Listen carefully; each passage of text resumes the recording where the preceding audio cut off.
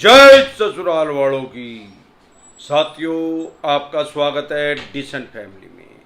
साथियों, आज हम बात करेंगे क्रेडिट कार्ड के बारे में। अगर आपसे क्रेडिट कार्ड का मिनिमम अमाउंट दिया नहीं जा रहा या क्रेडिट कार्ड के सारे पैसे एकदम से इकट्ठे नहीं दिए जा रहे, तो कोई भी बैंक या एनबीएफसी कंपनी आपके साथ क्या क्या कर सकता है या क्या क्या करेगा और किस सिनेरियो में वो सेटलमेंट के ऑप्शन पे आते हैं। साथियों, अगर आपने किसी भी बैंक या एनबीएफसी कंपनी से आपने क्रेडिट कार्ड लिया है, मैं हर बार कहता हूं क्रेडिट कार्ड लेना मतलब अपनी कब्र खुद खोदना, और बहुत से आदमियों ने 8-8, 10-10 क्रेडिट कार्ड भी ले रखे हैं। साथियों, क्रेडिट कार्ड पे जो मिनिमम अमाउंट के नाम से पैसा आपसे लेते हैं, इनका ब्याज है, इनका इंटरेस्ट है, वो कम से कम 60% है, और कुछ एनबीएफसी कंपनियां तो 100% तक भी उसको लेती हैं। और भगवान ना करे वो मिनिमम अमाउंट भी अगर आपसे नहीं दिया गया तो आपको से 160% पैसा भी वसूल करते हैं, ब्याज प्लेंटी जुर्माना लगा के। आप एक बात समझे, जब भी इंटरेस्ट की कैलकुलेशन होगी, ब्याज की जब भी गणना होगी, वो ईयरली होती है, एनुअल होती है, कभी भी मंथली नहीं होती। तो ये करते क्या है, अगर आपको होम लोन लेना है तो आपको 6-6.5% पे इजली मिल जाएगा। आप ही क्रेडिट कार्ड ले रहे हैं तो आपको 60% ब्याज पे दे रहे हैं।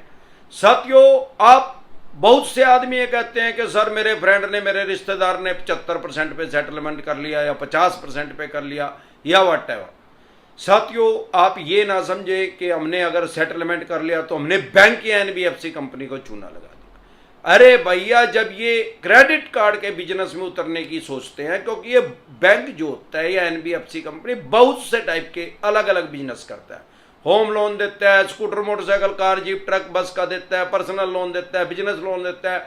उसके मल्टीपल इनकम के सोर्स होते हैं उस बैंक और एनबीएफसी कंपनी के। इंग्लिश में अगर आप हमारे साथ टेलीफोनिकली जुड़ना चाहते हैं या पर्सनल मीटिंग करना चाहते हैं, फिर आपका लोन 2 करोड़ का है, 5 का है, 25 का, 50 करोड़ का है, जितने भी करोड़ का लोन से रिलेटेड जो भी आपके पास डॉक्यूमेंट्स हैं, जो भी आपके पास नोटिस आ रहे हैं, सरफेसी एक्ट का नोटिस आ रहा है, 13(2) का है, 13(4) का है, सिंबॉलिक पोजीशन का है, फिजिकल पोजीशन का है, अन्य किसी भी तरह का आपके पास नोटिस आ रहा है, वो सभी लेके आप मेरे से पर्सनली एडवाइज ले सकते हैं, पर्सनली मीटिंग कर सकते हैं या टेलीफोनिकली भी एडवाइस ले सकते हैं। सबका क्या प्रोसेस है, आपकी स्क्रीन पे कमेंट बॉक्स के अंदर नंबर आया हुआ है 9306347314।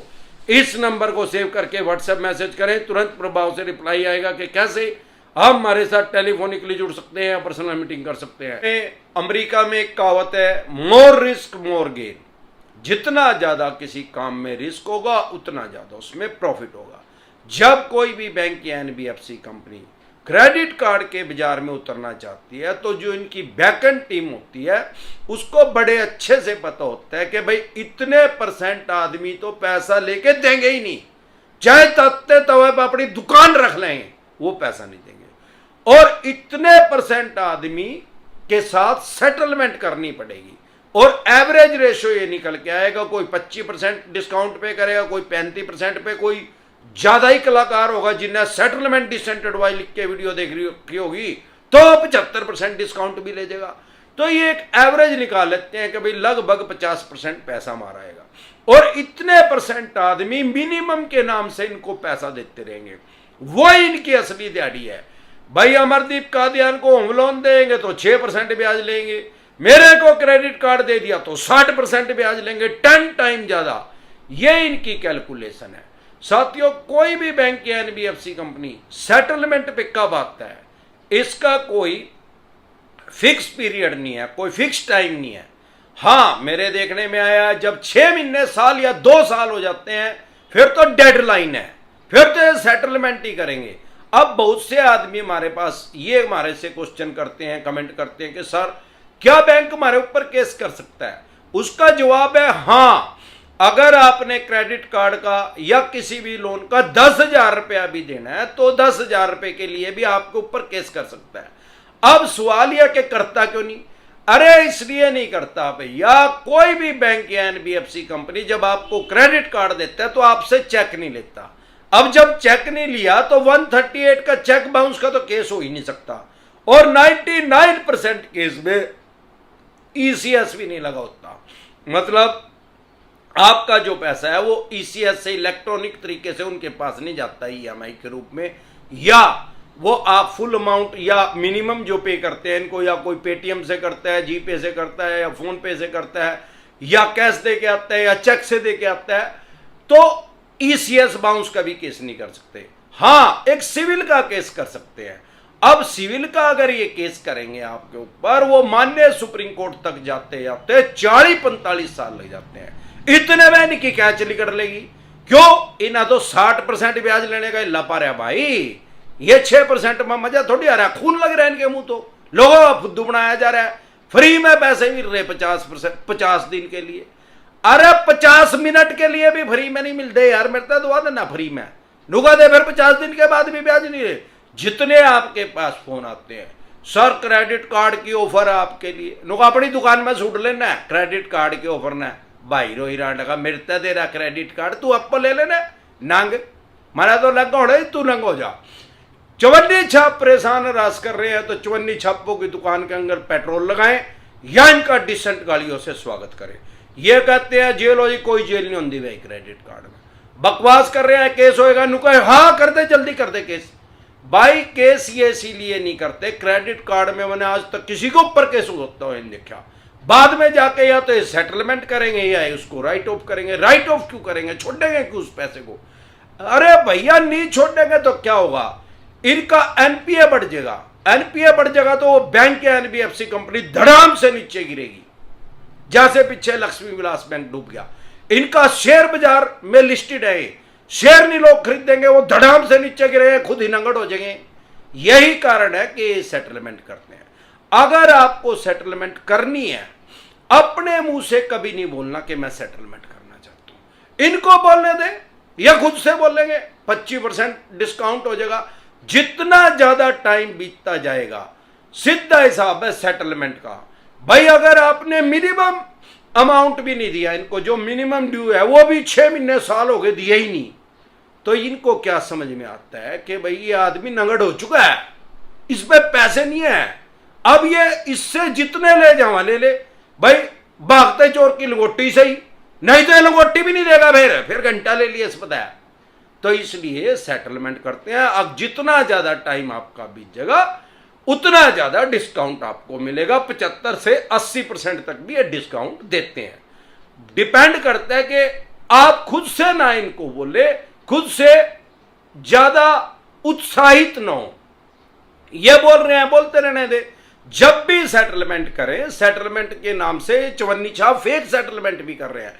और सबसे जरूरी चीज, अगर आप सेटलमेंट कर रहे हैं तो इनको चेक ना दें, क्योंकि क्रेडिट कार्ड में कभी चेक की जरूरत नहीं, या किसी और भी तरह का सेटलमेंट कर रहे हैं चेक ना दें।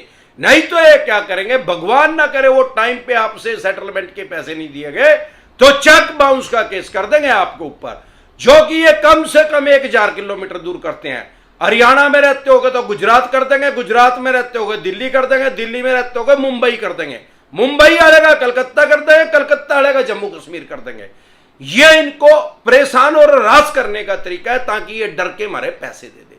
चेक ना दे किसी भी चवन्नी छाप को, और ना ही किसी बैंक एनबीएफसी कंपनी को चेक दे। क्यों? चेक किस चीज के देने भाई? सेटलमेंट होगी पैसे दे दूंगा।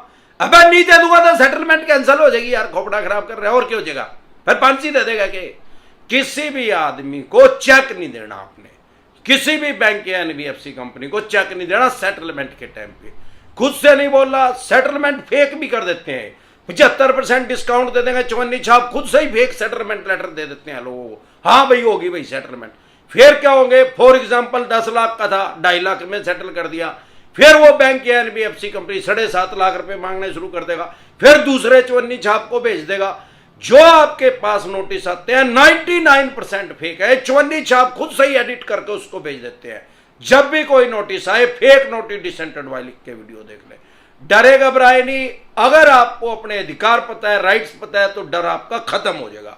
कोई भी आपका किसी भी तरह का लोन है, आपके 2 लोन डिफॉल्ट हो गए, 5 हो गए या 25 हो गए, अगर आपके 25 लोन भी डिफॉल्ट हो गए, सबकी 5-5 ईएमआई भी डिफॉल्ट हो गई, तो भी ये क्राइम की श्रेणी में नहीं है। आप क्रिमिनल नहीं बने लोन की ईएमआई डिफॉल्ट होने से। सारे देश के किसी थाने, पुलिस स्टेशन, चौकी में आपके खिलाफ एफआईआर लॉन्च नहीं हो सकती, आपका पर्चा दर्ज नहीं हो सकता। ईएमआई डिफॉल्ट होने में, फिर चाहे वो 25 लोन की डिफॉल्ट होगी और 100 सबकी 5-5 ईएमआई डिफॉल्ट हो गया, क्रिमिनल आपको इन 54 छापों ने घोषित कर रखा है। इनकी दुकान के अंदर पेट्रोल के कोटर लगा दे या गाड़ी ट्रेनिंग डिसेंट एडवाइस लिख के वीडियो देखे, आपको पता लग जाएगा किस तरीके से इन भिखमंगों को डिसेंट गालियां देनी है। एक बार जोर से मिलकर नारा लगाएंगे, पता है, अबे पता है क्या गंजे टकले, तेरे को कह रहा हूं, ससुराल वालों की जय कर लेकर अपनी, नहीं तो जुन से बाल बच रहे ना, ये भी उड़ा देगी तेरी लुगाई जिस दिन पता लग गया कि ससुराल वालों की जय करनी मैंडेटरी है।